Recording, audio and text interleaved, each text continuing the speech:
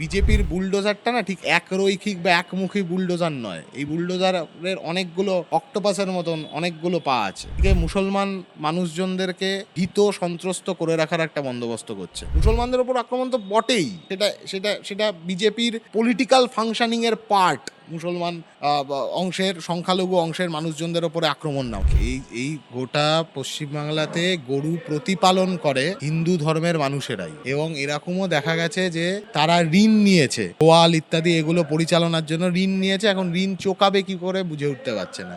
মানুষের মধ্যে বিভাজন ঘটিয়ে দিচ্ছে ওরা, নিজেদের রাজনীতিকে সার্ভ করতে গিয়ে মানুষের রুটি রুজিগুলোকে সর্বনাশ করে ফেলতে চাইছে। সরকারি ক্ষমতা পেয়ে বিজেপি যদি প্রশাসনিকভাবে এই সোশ্যাল ফেব্রিককে ভাঙবার চেষ্টা করে, তাহলে সব অংশের মানুষই তার জন্য বিপদে পড়বে। প্রশাসন বলে দেবে তুমি কোথায় নামাজ পড়বে, তুমি কোথায় পুজো করবে, তুমি কোথায় আরতি করবে, কোথায় করবে না, কি করবে, এইটা প্রশাসনের বলে দেওয়ার কথা নয়। রবীন্দ্রনাথ ঠাকুরই যখন এই বন্দে মাতরমকে নিয়ে নানা বিতর্ক হচ্ছে, রবীন্দ্রনাথ ঠাকুরই এই গানটিকে চাপিয়ে দেওয়ার বিরুদ্ধে কথা বলেছিলেন। হিন্দুদের সরকার বলছে নিজেরা মুখে, বলে হিন্দুদের সব থেকে বড় বিপদ ডেকে আনছে। তো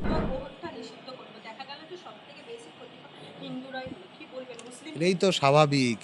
এই গোটা পশ্চিমবাংলাতে গরু প্রতিপালন করে হিন্দু ধর্মের মানুষেরাই, এবং এরকমও দেখা গেছে যে তারা ঋণ নিয়েছে, গোয়াল ইত্যাদি এগুলো পরিচালনার জন্য ঋণ নিয়েছে। এখন ঋণ চোকাবে কি করে বুঝে উঠতে পারছে না। অতএব যে আক্রমণগুলো বিজেপির বুলডোজারের মানে বিজেপির বুলডোজারটা না ঠিক একরৈখিক বা একমুখী বুলডোজার নয়। এই বুলডোজারের অনেকগুলো অক্টোপাসের মতন অনেকগুলো পা আছে। একদিকে মুসলমান মানুষজনদেরকে ভীত সন্ত্রস্ত করে রাখার একটা বন্দোবস্ত করছে, ফিয়ার সাইকোসিস তৈরি করবার চেষ্টা করছে। আচ্ছা, এই যে ঈদের পরের দিন পরীক্ষা ফেলে দিচ্ছে, এই যেই ঈদের পরের দিন পরীক্ষা ফেলে দেবে একটা বড় অংশের ছেলেমেয়ে, এতে কি শুধু মুসলমান ছেলেমেয়েরাই বিপদে পড়বে? তা তো নয়।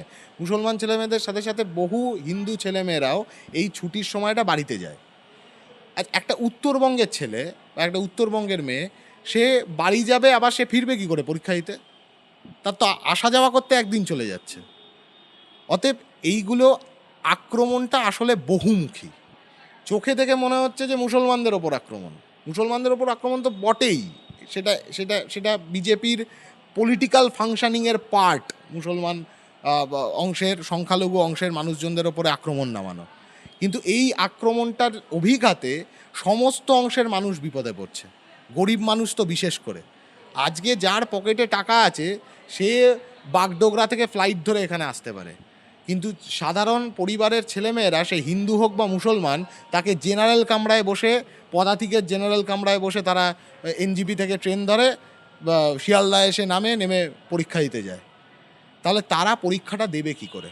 কলকাতা বিশ্ববিদ্যালয়ের মতন বিশ্ববিদ্যালয় পলিটিক্যাল সায়েন্সের পরীক্ষা ফেলে দিয়েছে 29 তারিখ। আমরা দাবি জানিয়েছি, এবং এটা শুধু ভিসির কাছে দাবি জানালে হবে না, শিক্ষা সচিবকে প্রশাসনিক হস্তক্ষেপ করতে হবে। এটা শিক্ষা মন্ত্রকের কাজ, সরকারের কাজ। এই সেন্সিটিভিটি সরকারকে দেখাতে হয়। সরকার যদি সেন্সিবল না হয়, সরকার যদি কমিউনাল হয়ে যায়, তখন এই ধরনের অসুবিধাগুলো তৈরি হয়।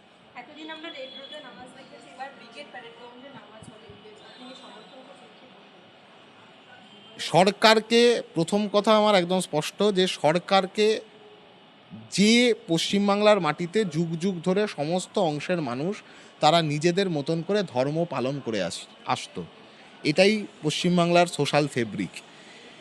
সরকারি ক্ষমতা পেয়ে বিজেপি যদি প্রশাসনিকভাবে এই সোশ্যাল ফেব্রিককে ভাঙবার চেষ্টা করে, তাহলে সব অংশের মানুষই তার জন্য বিপদে পড়বে। বাংলার সোশ্যাল ফেব্রিক যদি ধ্বংস হয়, তাহলে মুসলমানদের সংখ্যা তো বাংলাতে কম, সেই জন্য তারা সংখ্যালঘু। তাহলে যতজন মুসলমানের জন্য বিপদে পড়বে, তার চেয়ে অনেক বেশি সংখ্যক হিন্দুদের জন্য বিপদে পড়বে, কারণ তারাই তো সংখ্যাগুরু বাংলাতে। হিন্দু ধর্মের মানুষরাই বাংলায় সংখ্যাগুরু। এইটা সবার আগে বুঝতে হবে যে আজকে মুসলমানদের ধর্ম পালনের মধ্যে হস্তক্ষেপ করবার চেষ্টা করছে, কালকে অন্যান্য ধর্মের মানুষের ধর্ম পালনের মধ্যে হস্তক্ষেপ করবার চেষ্টা করবে।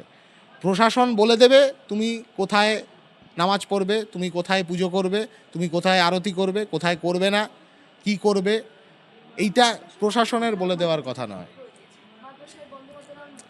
এই সব কিছুর মধ্যেই সব কিছু দিয়েই না মানে একটা ভয় ভীতি একটা আক্রমণের মনোভাব সংখ্যালঘু মানুষজনদের ওপরে আর আক্রমণের স্টাইল অফ ফাংশনিংটা হচ্ছে বিজেপির এইটা, এবং যেটা আরএসএস দ্বারা পরিচালিত।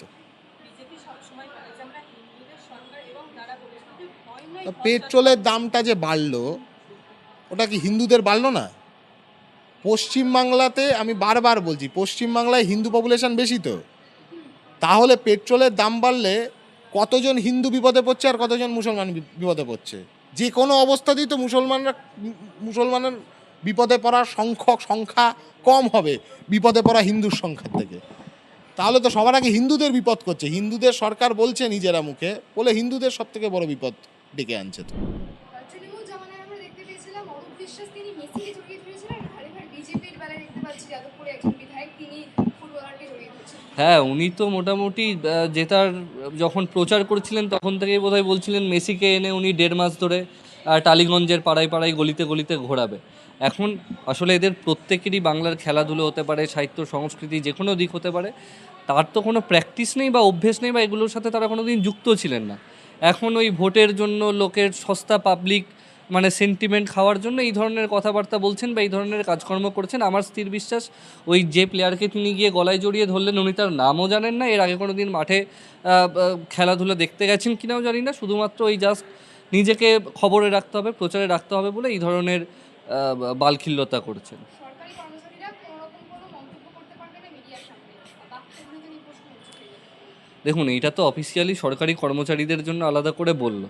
এখন বিজেপি জিতে যাওয়া মানেই হচ্ছে গোটা দেশের মানুষ, গোটা বাংলার মানুষ তারা মুখ খোলা তো দূরের কথা, আরএসএস বা বিজেপির মতাদর্শের বাইরে অন্য ধরনের চিন্তাভাবনা করবে, যুক্তিবাদী বিজ্ঞান নির্ভর প্রগতিশীল চিন্তাধারা তারা নিজেদের মাথার ভিতরে রাখবে, সেটাও এই বিজেপি করতে দিতে চায় না। যে বিজেপি প্রচুর স্বপ্ন দেখালো সরকারি কর্মচারীদেরকে দিয়ে দেবে, সপ্তম পে কমিশন করবে ইত্যাদি ইত্যাদি, সেই সমস্ত কিচ্ছু হলো না।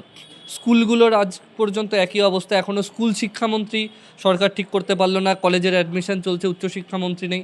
আসলে এই সমস্ত বিষয়গুলো থেকে ঘুরিয়ে দেওয়ার জন্য এই ধরনের নির্দেশিকা না দিলেও ওরা আসলে যে কোনো গণতান্ত্রিক মনোভাব যাতে কেউ প্রকাশ করতে না পারে সেই জন্যই কাজ করছে। এই নির্দেশিকা আরও একবার নতুন করে প্রমাণ করলো বিজেপি যে কোনো রকম গণতান্ত্রিক স্পেস গণতান্ত্রিক মনোভাব সরকারি কর্মচারীদের তো বটেই, সেগুলো তারা প্রকাশ করতে দিতে চান না। সেই কারণেই এই গলা চেপে ধরা, গণতন্ত্রের গলা চেপে ধরা। এইটা তো আসলে আরএসএস বিজেপির বহু পুরনো পরিকল্পনা। তারা তাদের নিজের মতো করে যে জিনিসগুলো তাদের রাজনৈতিক মতাদর্শ সেগুলোকে এমনভাবে চাপানোর চেষ্টা করে যাতে আসলে প্রত্যেকটি ভারতবাসীর ক্ষতি হয়। সে ভারতবাসী হিন্দু হতে পারে, সে ভারতবাসী মুসলমান হতে পারে। এইটা তো আমাদের বাংলার বা গোটা দেশেরই এক ধরনের প্র্যাকটিস যে যে কোনো বিষয়ের সাথে শুধুমাত্র একটি নির্দিষ্ট ধর্মের মানুষ যুক্ত থাকে এমন নয়।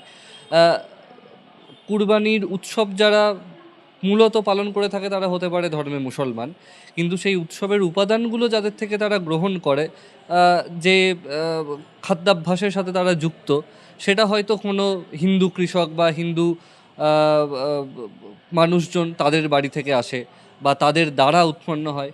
আসলে এরা মানুষের মধ্যে খাদ্য, বস্ত্র, বাসস্থান ইত্যাদির মধ্যে বিভাজন ঘটাতে গিয়ে মানুষের মধ্যে বিভাজন ঘটিয়ে দিচ্ছে। ওরা নিজেদের রাজনীতিকে সার্ভ করতে গিয়ে মানুষের রুটি রুজিগুলোকে সর্বনাশ করে ফেলতে চাইছে। আমরা তো নিশ্চিতভাবে এটার বিরোধিতাই করছি। দেখা গেল যে